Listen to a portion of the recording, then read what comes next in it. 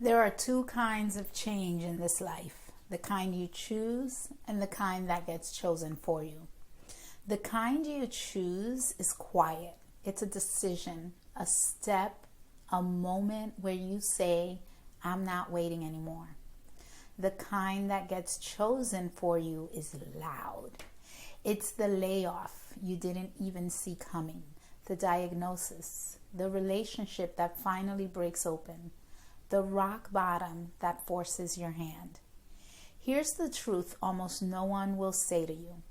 If you will not move yourself, eventually life will move you. I know this because I waited once. I knew I needed to change, but my resistance to pain was very, very high, and I missed all the signals. So I didn't move. I told myself, not yet.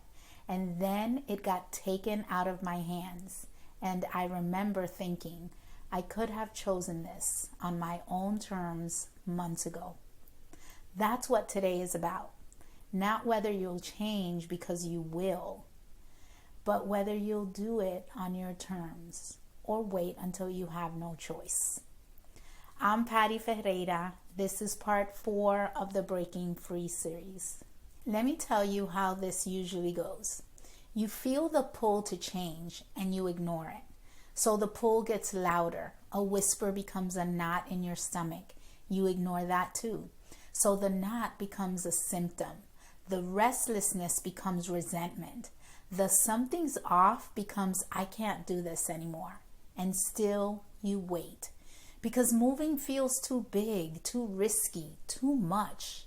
So life takes the decision out of your hands. The job ends, the body breaks down, the relationship detonates. The thing you were too afraid to change gets changed for you. And here's what I've watched happen over and over. When the change is forced, it's always harder. It's messier, it costs more, it hurts more, and it almost always comes at the worst possible time. The woman who chooses to leave on her terms lands so differently than the woman who gets pushed. Same change, completely different landing. The universe is not punishing you. It's not cruel. It's just persistent. The lesson keeps showing up until you're willing to learn it. And you can learn it the gentle way, by choosing, or the hard way, by waiting until you're forced. The door is open right now. It will not stay open forever. So why do we wait? Why do smart, capable women sit at an open door and wait to be pushed through it? Because waiting to be forced removes the responsibility. Sit with that. If life forces the change, it's not your fault. You didn't break it, it broke. You didn't leave, you were left. You didn't choose, so you don't have to carry the guilt of choosing.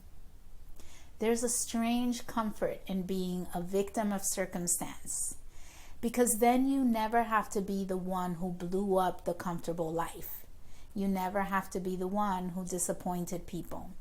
You never have to answer the question, what if I'm wrong? If the universe decides for you, you're off the hook. But here's the cost of staying off the hook. You hand your entire life over to timing you didn't control. You let the layoff decide.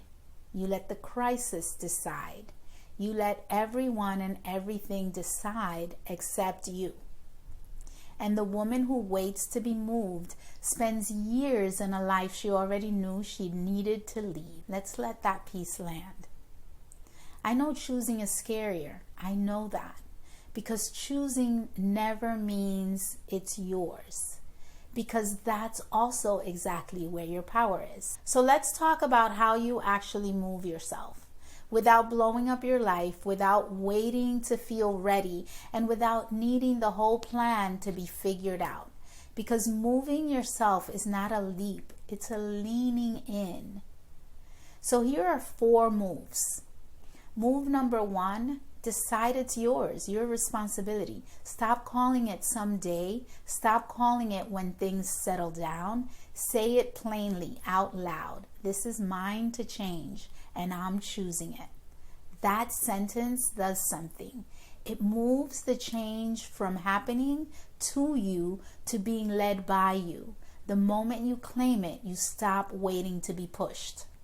Move number 2. Move toward it, not away from it. This one is everything. Most people try to change by running from what hurts, away from the bad job, away from the pain, away from who they don't want to be. But running away has no destination. You exhaust yourself, and you usually end up in a different version of the same story and the same cast of characters.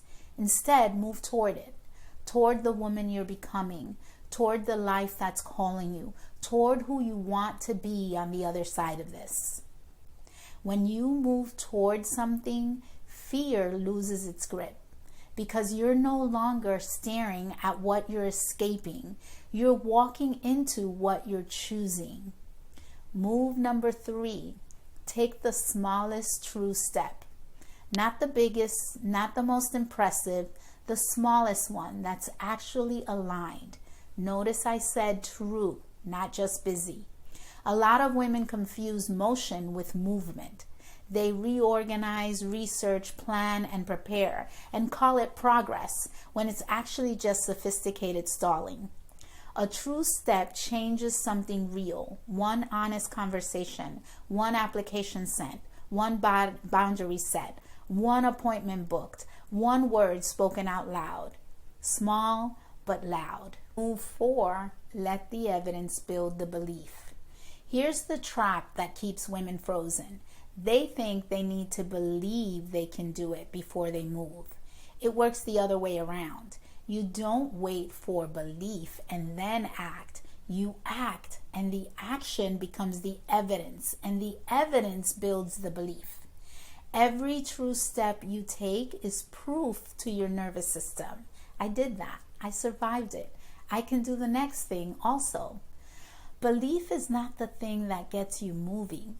Belief is what you earn by moving. So let's not let this be another video you nod along to and forget. Let's make your first move right now. Think about the change you've been circling around. The one that you called out in part 3. The gap. The thing you keep saying not yet to. Now, I want you to find your smallest true step. Ask yourself, what is one real thing I could do in the next 24 hours that moves me toward that change? Not the whole thing, not the leap, just one step. Maybe it's the conversation you've been avoiding. Maybe it's sending one email, booking one call, saying one honest sentence. Maybe it's writing down the vision you've been too scared to admit you want. Pick it right now. Just choose. Now do the part that makes it real. Put a time on it. Not some time, a specific window in the next 24 hours. Because a step without a time is just a wish. And here's my promise to you. That step will feel scary for how small it is. That's not a sign you shouldn't do it. That's the exact feeling you are taking your life back into your own hands. Do it anyway, even if it's scary. That's the whole game. That's the whole purpose. You're going to change. That was never the question. The only question is whether you choose it. Or wait in a life you've outgrown until something forces your hand. One of those costs you your power. The other gives it back. You don't have to leap. You just have to lean toward the woman who's been waiting for you to finally move. Remember how this started. The 2 kinds of change. The kind you choose and the kind that chooses you. Today you choose. Next Thursday is part 5, the finale of the Breaking Free series, and how we're breaking free from the limiting beliefs that keep us stuck. because there's a reason you waited this long to move. And next week, we name the beliefs underneath it and break free from them. Subscribe so you don't miss it. And if you take your first step this week and you want somewhere to bring it to women who will celebrate the small moves, hold you to the next one, and remind you who you're becoming when the fear gets loud. That's our community, Awakened and Rising. It's a weekly live coaching call, a private community with real accountability. It's only $30 a month, and I'll share the link in the bio. Don't wait to be moved. Move. And I'll see you next Thursday.